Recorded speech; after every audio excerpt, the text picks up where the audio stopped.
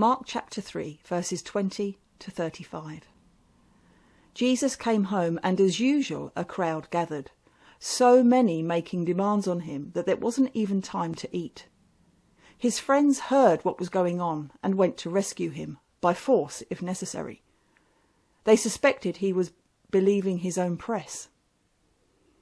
The religion scholars from Jerusalem came down spreading rumours that he was working black magic, using devil tricks to impress them with spiritual power. Jesus confronted their slander with a story. Does it make sense to send a devil to catch a devil? To use Satan to get rid of Satan? A constantly squabbling family disintegrates. If Satan were fighting Satan, there soon wouldn't be any of Satan left.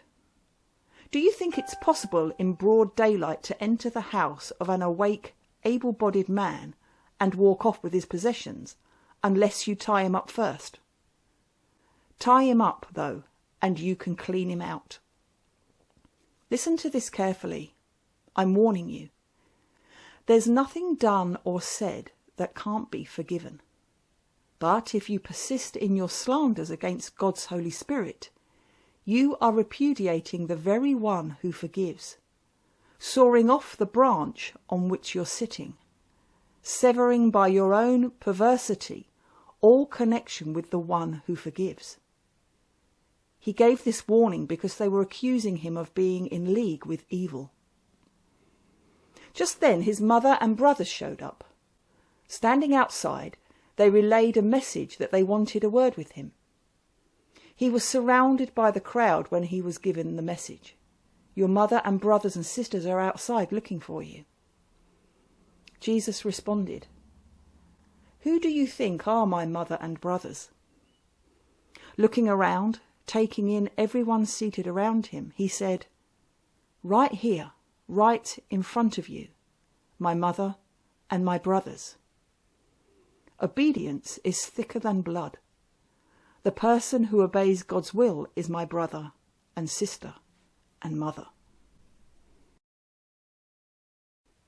Mark chapter 3, verses 20 to 35.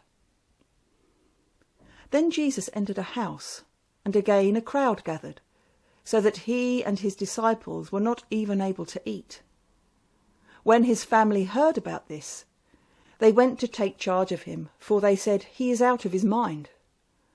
And the teachers of the law who came down from Jerusalem said, He is possessed by Beelzebub. By the prince of demons he is driving out demons. So Jesus called them over to him and began to speak to them in parables. How can Satan drive out Satan? If a kingdom is divided against itself, that kingdom cannot stand. If a house is divided against itself, that house cannot stand.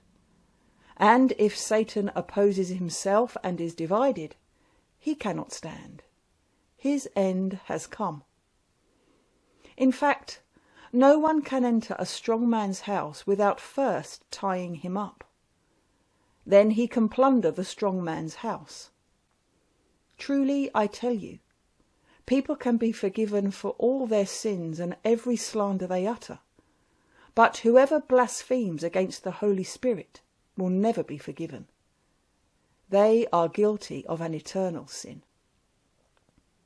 He said this because they were saying, He has an impure spirit. Then Jesus' mother and brothers arrived. Standing outside, they sent someone in to call him. A crowd was sitting around him, and they told him, Your mother and brothers are outside looking for you. Who are my mother and brothers? He asked. Then he looked at those seated in a circle around him and said, Here are my mother and brothers. Whoever does God's will is my brother and sister and mother.